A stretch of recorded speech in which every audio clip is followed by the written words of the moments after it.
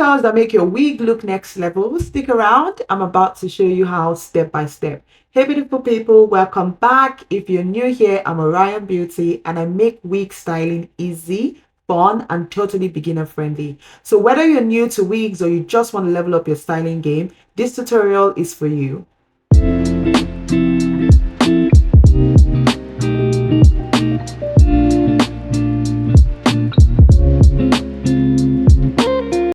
Take a screenshot of these tools and products. These are your holy grail.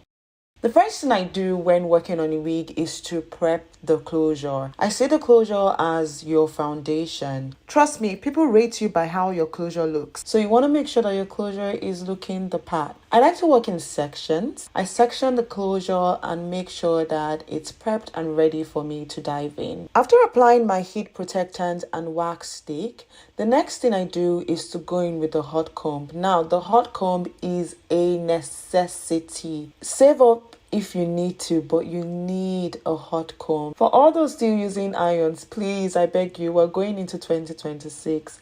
You don't need those. Get yourself a hot comb. Now, there's a technique for using the hot comb. All you need to do, walk the teeth of the hot comb through the strands of the hair, and then use the body of the hot comb to press on the strands. So I'll go again. Walk the teeth of the hot comb through the strands and use the body to press on. So technically, like using your iron, you're pressing on the strands of the hair. That way, your hair is laid flat. I'm going to stop talking and I'm going to let you watch. Now, if you have to pause this video and pick up your own wig and hot comb and practice until you're sure that it's good to go, please go ahead. This video is here for you. Unlimited access, and you can always refer to it as many times as you want.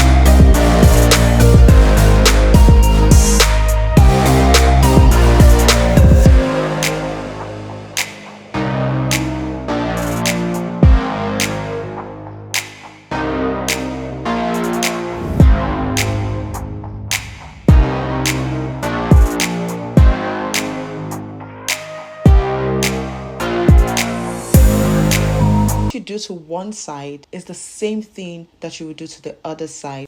Think of it like an object in front of a mirror. Whatever is going on with the object is being reflected on the mirror. So you mirror what you did to one side on the other side. I'm going to do the exact same thing I did on the right side of the closure to the left side of the closure. Now, this next step is optional, but like me, you will never catch me without a high lift. I just love what it does to my face. It frames my face perfectly. If you don't know what a high lift is, you would see at the end of this video. But some people are fine with their closure looking flat. Find a look that works for your face and run with it. But if you want to learn how to achieve a high lift on your closure, watch this step. The products and the tools I use are the hot comb, an edge brush, and also the holy grail, a liquid mousse. A lot of us are used to the foam mousse, but the liquid mousse does the job so well. It helps with molding the closure and gives it a good finish.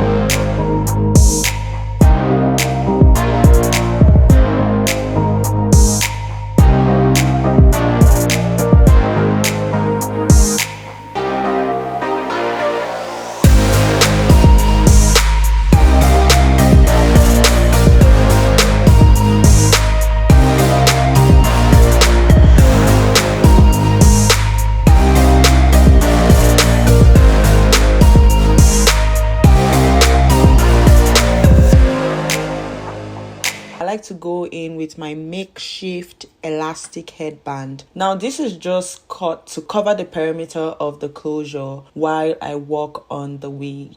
This protects the edges that have been laid. As you can see, I'm just showing you what it looks like, and then I go into the business of the day. This is where the work begins. I'm just showing you the products that I used. Everything will be listed in the description box. Just watch and learn. Take note of the products that I used and how they were used as well. Like I said earlier, you want to mirror what you're doing to one side of the wig to the other side of the wig. So you see me here separating the wig into two halves. I'm gonna start with one side. For some reason, my brain likes to start from the left side and work my way to the right. I counted the number of tracks I have on this wig, and it's 10 tracks. So I'm going to be working with 2 tracks per time. One of the reasons why I'm doing this is because I'm working with a 1.25mm barrel iron. I do not need to take as much at a time. I'm grabbing smaller pieces at a time because the barrel is not as big. This is to ensure that heat transfers from the barrel to the strands of the hair evenly, and we'll get the desired curls that we need at the end of the day. If you want to finish up your wig faster, go for a bigger barrel. But I will tell you this, a bigger barrel means you're getting looser curls. A smaller barrel means you're getting tighter curls. So weigh your options. Do you want tighter curls or looser curls? Do you want quick or do you want slow and steady? Whatever you decide, go for that. But ensure that you have your picture at the back of your head so you're not disappointed by what you get. I'm going to walk you through how to use the coiling iron very soon, so keep watching. I want you to watch first and visualize it, then we'll go into practice.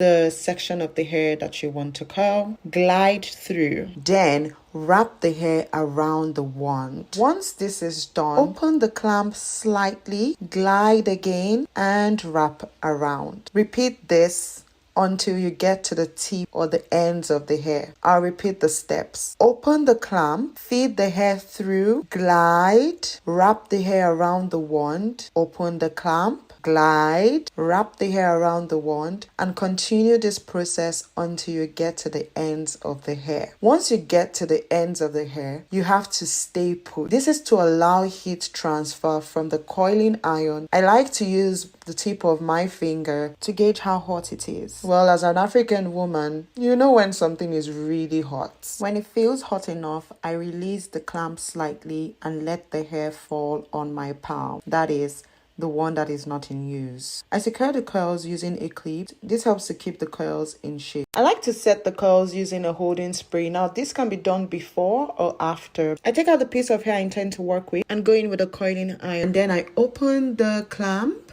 and feed the hair through as I earlier explained. Glide, curl, glide, roll, wrap the hair around, open the clamp slightly, glide, wrap the hair around, open the clamp slightly, glide, wrap the hair around. Keep doing this or keep reciting this until it becomes part of you. And once you get to the ends again, you want to allow the heat to do the work. Stand, sing, watch a movie. Just keep yourself entertained. That's where you're distracted and you do not feel like this is time consuming. Well, it's just psychology.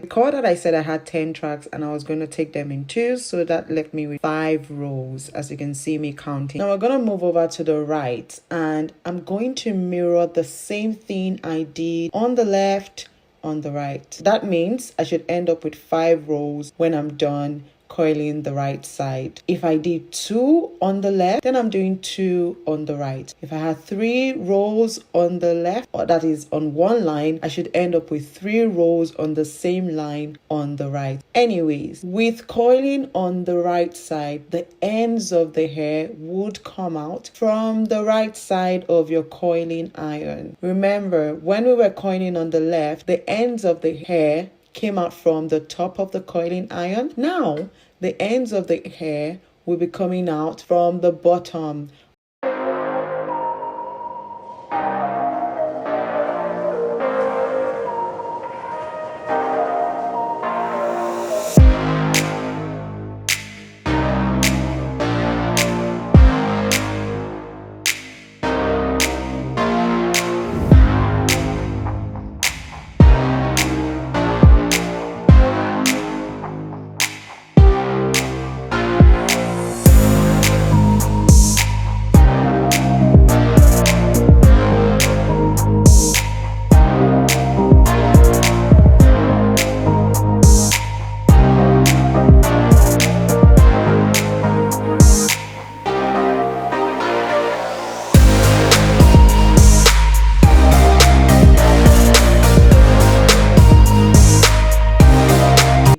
Open the clamp, feed the hair through, glide, open the clamp slightly, feed the hair through, glide, open the clamp slightly, wrap the hair around the wand, glide, open the clamp slightly, wrap the hair around the wand, glide until you get to the ends of the hair. I'll let you watch, practice, and then we'll come back to finish up the closure.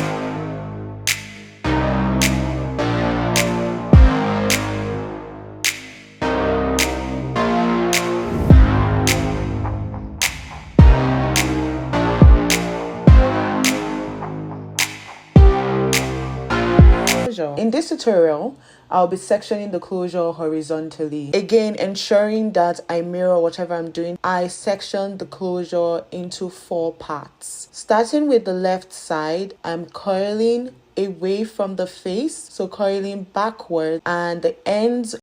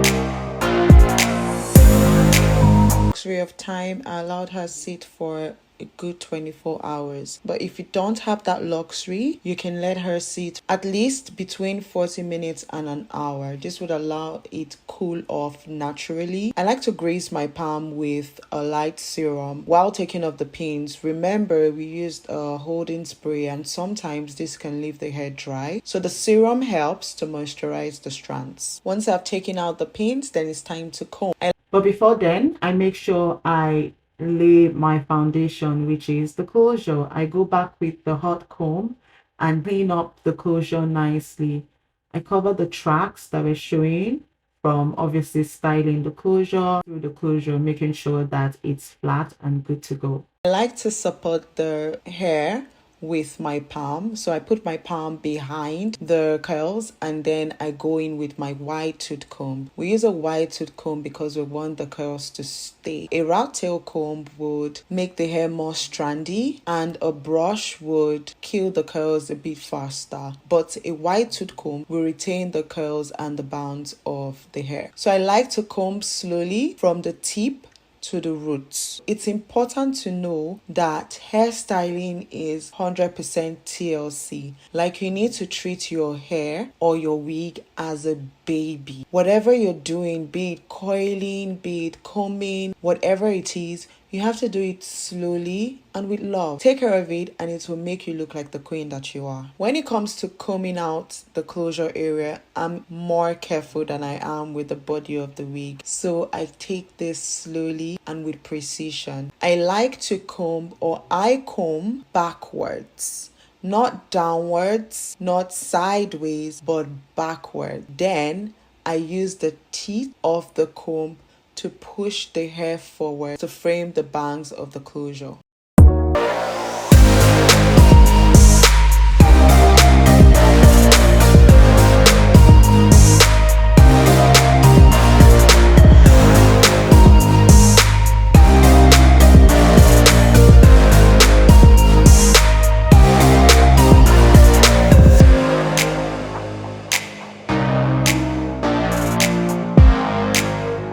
I have my high lift, something I sadly cannot do without. The bands are intact, the hair is moisturized, there is no dryness. I can run my fingers through and feel every strand of the hair. If I had an event I was going out with this wig, I will go further to melt the lace using a melting spray and then use the elastic headband to seal up the melt. But this is just for practice, so I will not be doing that in this video.